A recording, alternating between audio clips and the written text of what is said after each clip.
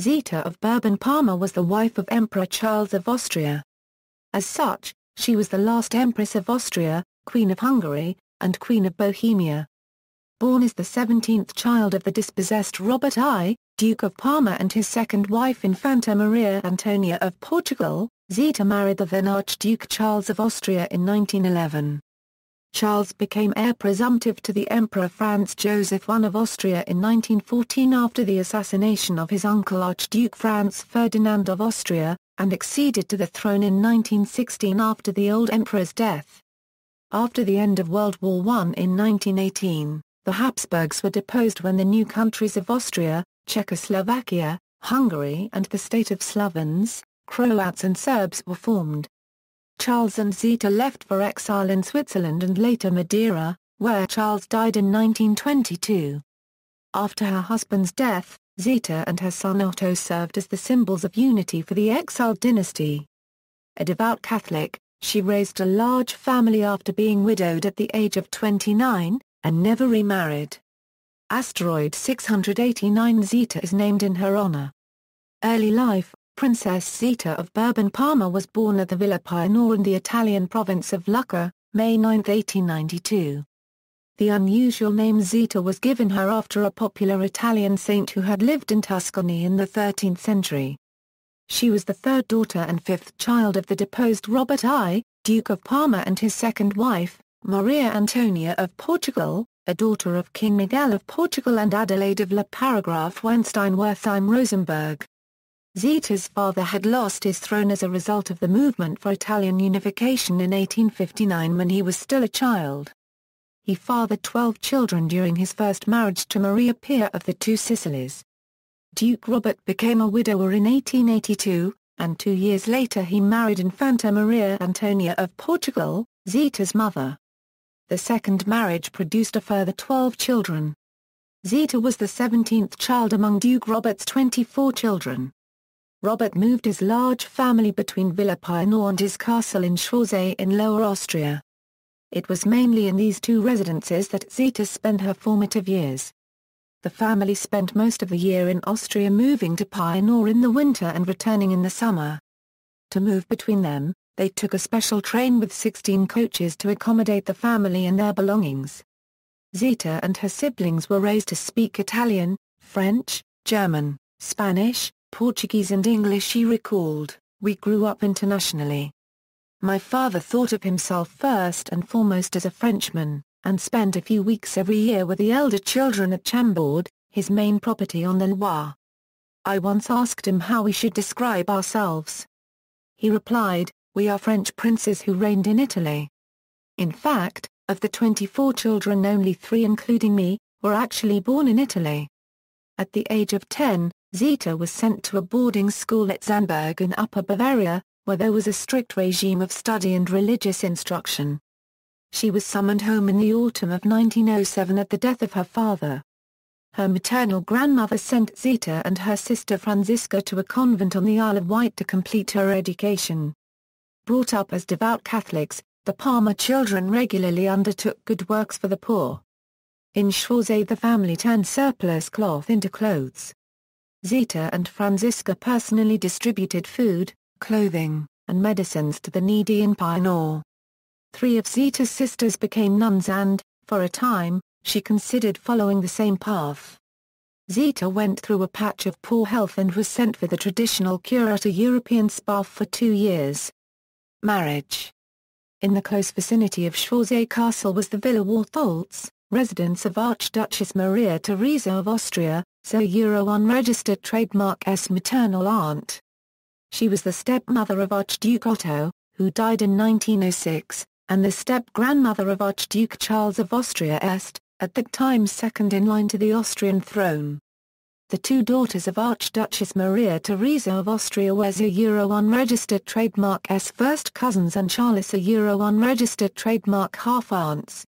They had met as children but did not see one another for almost 10 years, as each pursued their education. In 1909, his dragoon regiment was stationed at Brandeis and Elbe, from where he visited his aunt at Franzensbad. It was during one of these visits that Charles and Zita became reacquainted. Charles was under pressure to marry and Zita had a suitably royal genealogy. Zita later recalled, "We were of course glad to meet again and became close friends. On my side feelings developed gradually over the next 2 years. He seemed to have made his mind up much more quickly, however, and became even more keen when, in the autumn of 1910, rumors spread about that I had got engaged to a distant Spanish relative, Don Jaime, the Duke of Madrid. On hearing this, the Archduke came down post-haste from his regiment at Brandeis and sought out his grandmother, Archduchess Maria Theresa, who was also my aunt and the natural confidant in such matters. He asked if the rumor was true and when told it was not, he replied, 'Well, I had better hurry in any case or she will get engaged to someone else.' Archduke Charles travelled to Villa Pioneer and asked for the Euro unregistered trademark S-hand and, on June 13, 1911, their engagement was announced at the Austrian court. Zita in later years recalled that after her engagement she had expressed to Charles her worries about the fate of the Austrian Empire and the challenges of the monarchy. Charles and Zita were married at the Chorzay Castle on October 21, 1911.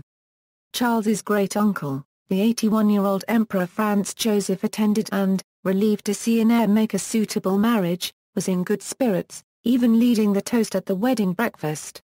Archduchess Zita soon conceived a son, and Otto was born November 20, 1912. 7 more children would follow in the next decade. Wife of the heir to Austrian throne, at this time, Archduke Charles was in his 20s and did not expect to become emperor for some time, especially while Franz Ferdinand remained in good health.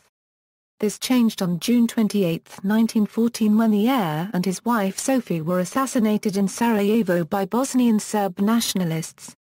Charles and Zita received the news by telegram that day. She said of her husband, "Though it was a beautiful day, I saw his face go white in the sun." In the war that followed, Charles was promoted to general in the Austrian army, taking command of the 20th Corps for an offensive in Tyrol. The war was personally difficult for Zita, as several of her brothers fought on opposing sides in the conflict. Prince Felix and Prince René Copyright had joined the Austrian army, while Prince Sixtus and Prince Xavier lived in France before the war and enlisted in the Belgian army. Also her country of birth, Italy, joined the war against Austria in 1915, and so rumors of the Italian Zita began to be muttered. Even as late as 1917, the German ambassador in Vienna, Count Otto Wedel, would write to Berlin saying the Empress is descended from an Italian princely house. People do not entirely trust the Italian and her brood of relatives. At Franz Joseph's request, Zita and her children left their residence at Hetzendorf and moved into a suite of rooms at Schaparagraph NBA Palace. Here, Zita spent many hours with the old emperor on both formal and informal occasions, where Franz Joseph confided in her his fears for the future. Emperor Franz Joseph died of bronchitis and pneumonia at the age of 86 on November 21, 1916. "I remember the dear plump figure of Prince Lobkowitz going up to my husband," Zita later recounted, and, with tears in his eyes, making the sign of the cross on Charles's forehead. As he did so he said, "May God bless your Majesty." It was the first time we had heard the imperial title used to us. Empress and Queen. Charles and Zita were crowned in Budapest on December 30, 1916. Following the coronation there was a banquet, but after that the festivities ended, as the Emperor and Empress thought it wrong to have prolonged celebrations during a time of war. At the beginning of the reign, Charles was more often than not away from Vienna, so he had a telephone line installed from Baden to the Hofburg. He called Zita several times a day whenever they were separated. Zita had some influence on her husband and would discreetly attend audiences with the Prime Minister or military briefings, and she had a special interest in social policy. However, military matters were the sole domain of Charles. Energetic and strong-willed, Zita accompanied her husband to the provinces and to the front, as well as occupying herself with charitable works and hospital visits to the war wounded. The Sixtus affair.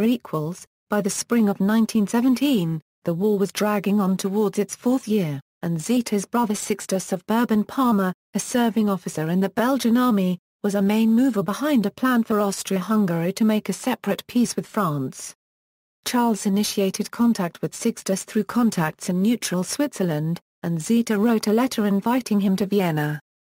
Zita's mother Maria Antonia delivered the letter in person.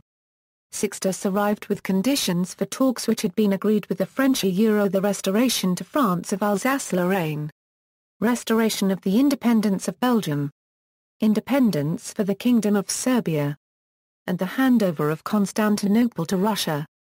Charles agreed, in principle, to the first 3 points and wrote a letter to Sixtus dated March 25, 1917, which sent the secret and unofficial message to the President of France that I will use all means and all my personal influence. This attempt at dynastic diplomacy eventually foundered. Germany refused to negotiate over Alsace-Lorraine, and, seeing a Russian collapse on the horizon, was loath to give up the war. Sixtus continued his efforts, even meeting Lloyd George in London about Italy's territorial demands on Austria in the Treaty of London of 1915, but the Prime Minister could not persuade his generals that Britain should make peace with Austria. Zita managed a personal achievement during this time by stopping the German plans to send airplanes to bomb the home of the King and Queen of Belgium on their name days. In April 1918, after the German-Russian Treaty of Brest-Litovsk, Austrian Foreign Minister Count Ottokar Czernin made a speech attacking incoming French Prime Minister Georges Clemenceau as being the main obstacle to a peace favoring the Central Powers.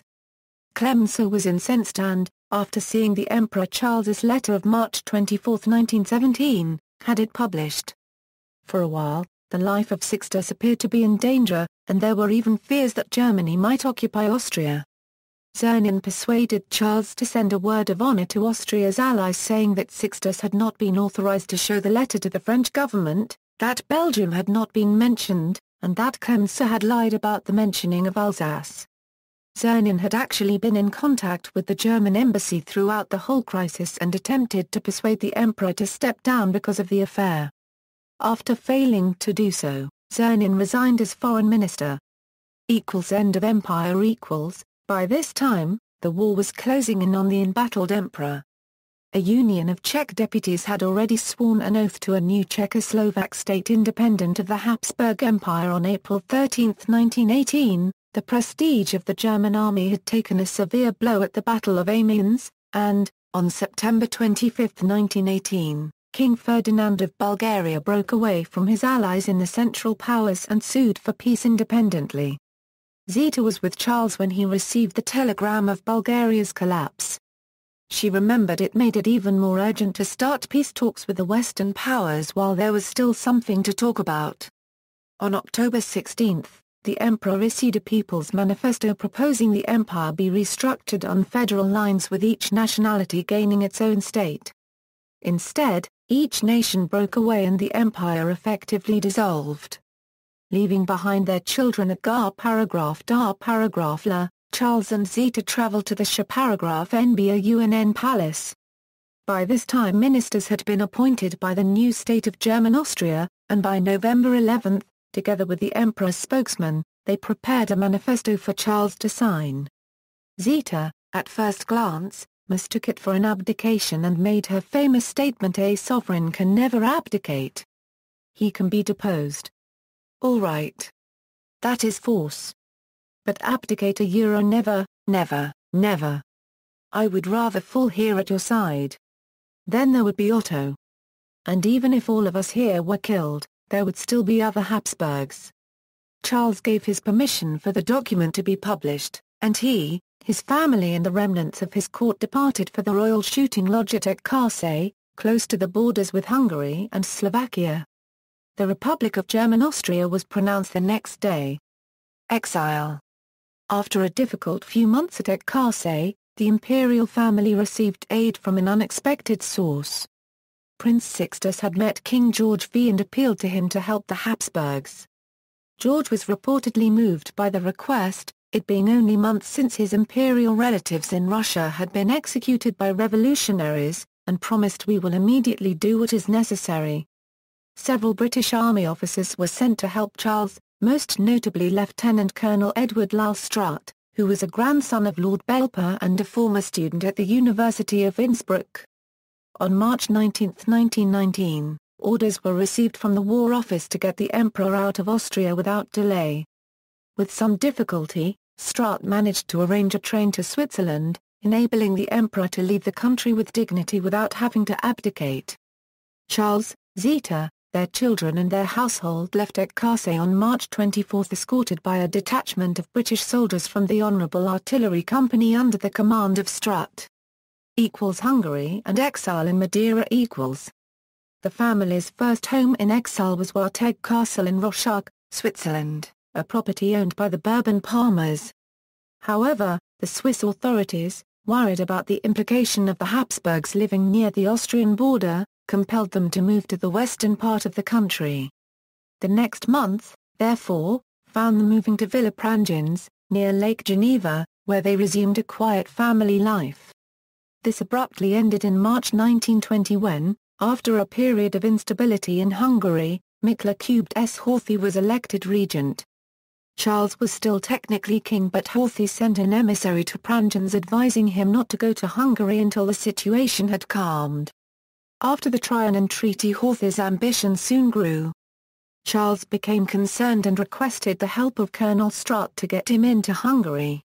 Charles twice attempted to regain control, once in March 1921 and again in October 1921. Both attempts failed, despite Zita's staunch support. Charles and Zita temporarily resided at Castle Tater, the home of Count Esterhazy, until a suitable permanent exile could be found. Malta was mooted as a possibility, but was declined by Lords Curzon, and French territory was ruled out due to the possibility of Zita's brothers intriguing on Charles's behalf. Eventually, the Portuguese island of Madeira was chosen. On October 31, 1921, the former imperial couple were taken by rail from Cheyenne to Baja, where the Royal Navy monitor Glowworm was waiting. They finally arrived at Funchal on November 19. Their children were being looked after at Warteg Castle in Switzerland by Charles's step-grandmother Maria Theresa, although Zita managed to see them in Zurich when her son Robert needed an operation for appendicitis. The children joined their parents in Madeira in February 1922. Death of Charles. Charles had been in poor health for some time. After going shopping on a chilly day in Funchal to buy toys for Carl Ludwig, he was struck by an attack of bronchitis. This rapidly worsened into pneumonia, not helped by the inadequate medical care available. Several of the children and staff were also ill, and Zita helped nurse them all. Charles weakened and died on April 1, his last words to his wife being "I love you so much." After his funeral, a witness said of Zita, "This woman really is to be admired." She did not, for 1 second, lose her composure. She greeted the people on all sides and then spoke to those who had helped out with the funeral. They were all under her charm. Zita wore mourning black in Charles's memory throughout 67 years of widowhood. After Charles's death, the former Austrian imperial family was soon to move again.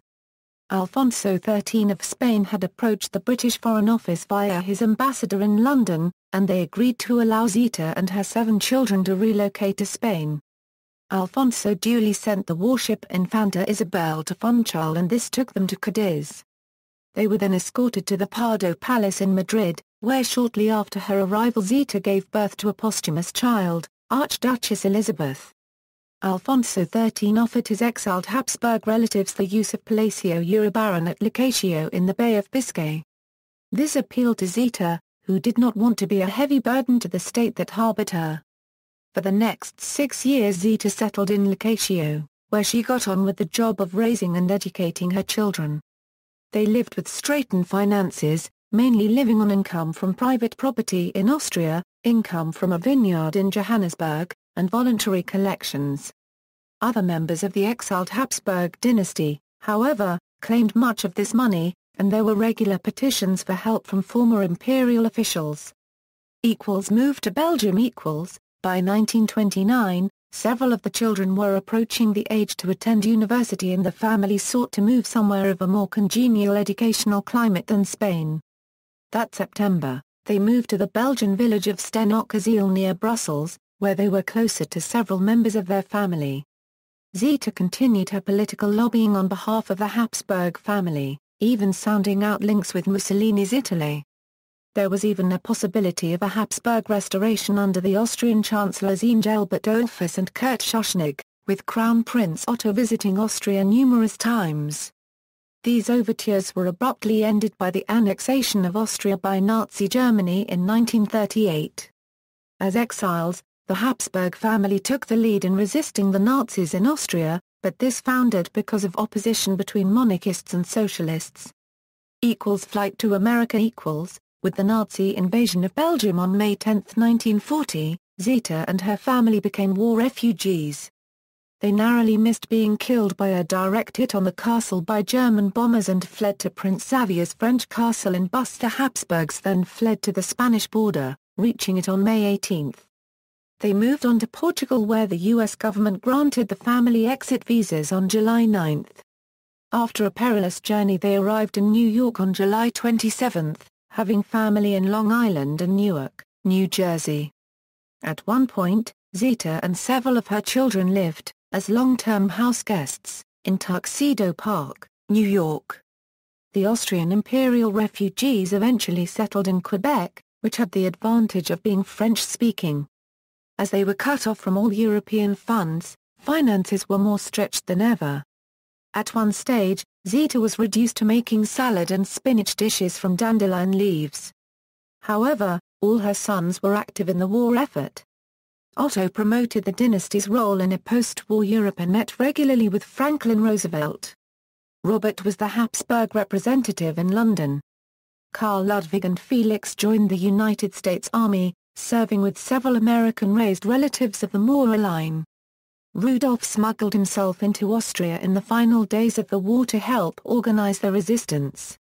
In 1945 Empress Zita celebrated her birthday on the first day of peace, May 9. She was to spend the next 2 years touring the United States and Canada to raise funds for war-ravaged Austria and Hungary. Post-war. After a period of rest and recovery, Zita found herself regularly going back to Europe for the weddings of her children. She decided to move back to the continent full-time, in 1952, to Luxembourg, in order to look after her aging mother. Maria Antonia died at the age of 96 in 1959. The Bishop of Chur proposed to Zita that she move into a residence that he administered at Zs, Grauber 1 Court in Den in Switzerland. As the castle had enough space for visits from her large family, and a nearby chapel, she accepted with ease. Zita occupied her final years with her family. Although the restrictions on the Habsburgs entering Austria had been lifted, this only applied to those born after April 10, 1919. This meant Zita could not attend the funeral of her daughter Adelheid in 1972, which was painful for her. She also involved herself in the efforts to have her deceased husband, the Peace Emperor, canonized. In 1982, the restrictions were eased, and she returned to Austria after having been absent for 6 decades. Over the next few years, the Empress made several visits to her former Austrian homeland, even appearing on Austrian television.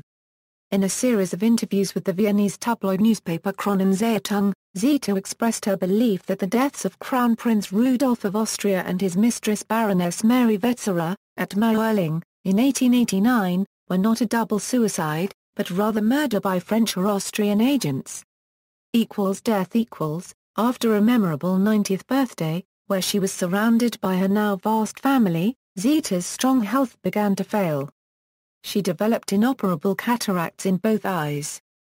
Her last big family gathering took place at Zs, in 1987, when her children and grandchildren joined in celebrating Empress Zita's 95th birthday. While visiting her daughter, in summer 1988, she developed pneumonia and spent most of the autumn and winter bedridden. Finally, she called Otto, in early March 1989, and told him she was dying. He and the rest of the family traveled to her bedside and took turns keeping her company until she died in the early hours of March 14, 1989. She was 96 years old. Her funeral was held in Vienna on April 1. The government allowed it to take place on Austrian soil providing that the cost was borne by the Habsburgs themselves. Zita's body was carried to the imperial crypt under Capuchin Church in the same funeral coach she had walked behind during the funeral of Emperor Franz Joseph in 1916. It was attended by over 200 members of the Habsburg and Bourbon-Parma families, and the service had 6,000 attendees including leading politicians, state officials and international representatives, including a representative of Pope John Paul II. Following an ancient custom, the Empress had asked that her heart, which was placed in an urn, stay behind at the monastery of Muri, in Switzerland, where the Emperor's heart had rested for decades. In doing so, Zita assured herself that, in death, she and her husband would remain by each other's side. When the procession of mourners arrived at the gates of the imperial crypt, the herald who knocked on the door during this traditional admission ceremony introduced her as Zita, Her Majesty the Empress and Queen. Cause of beatification. On December 10, 2009, manager Yves Lassault, Bishop of Le Mans, France, opened the diocesan process for the beatification of Zita. Normally the diocesan process is conducted where an individual died. On March 13, 2006 and March 4, 2008, Bishop Lassault's predecessor manager Jacques Maurice Favre, had petitioned the Congregation for the Causes of Saints for an indult permitting the diocesan process to be conducted in Le Mans. On April 11, 2008 the congregation, having received the assent of the Bishop of Chur, replied affirmatively to the request. Zita was in the habit of spending several months each year in the Diocese of Le Mans at St. Cecilia's Abbey, Solesmes, where 3 of her sisters were nuns. The postulator for the cause is Father Cyril Desbris. The judge of the tribunal is Father Bruno Bonnet. The promoter of justice is the Dominican Father Philippe Toques. The notary is Didier Legac. Titles and styles. May 9, 1892 October 21, 1911, Her Royal Highness Princess Zita of Bourbon-Parma, October 21, 1911 November 21, 1916, Her Imperial and Royal Highness Archduchess Zita of Austria, November 21, 1916 November 11, 1918, Her Imperial and Royal Apostolic Majesty the Empress of Austria, Apostolic Queen of Hungary, November 11, 1918 March 14, 1989, Her Imperial and Royal Apostolic Majesty Empress Zita of Austria, Apostolic Queen of Hungary, Zita, Duchess of Bar, Zita. Habsburg-Lothringen. Honours. She received the following orders: Austria-Hungary, Dame of the Order of the Starry Cross, Austria-Hungary, Dame Grand Cross of the Order of Elizabeth. She was the last Grand Mistress of these orders to be an effective Empress. Children. Charles I, Emperor of Austria and Zita of Bourbon-Parma had 8 children. Ancestry. References: Bisch, Arturo and Mackintosh, David. Empress Zita of Austria, Queen of Hungary. Eurohistory. Assine, BO 100 F1 PHOI, Bogle, James and Joanna Hart for Europe, The Lives of Emperor Charles and Empress Zita of Austria-Hungary, Fowler Wright, 1990, ISBN 0-85244-173-8, Brooks Shepherd, Gordon. The Last Empress. The Life and Times of Zita of Austria-Hungary 1893 1989. HarperCollins. ISBN 0-00-215861-2, Harding, Batista Imperial Twilight, The Story of Karl and Zita of Hungary. Bobbs Merrill Company Publishers. Assine, BO 100 JODDQO. Notes. External links, media related to Empress Zita of Austria at Wikimedia Commons.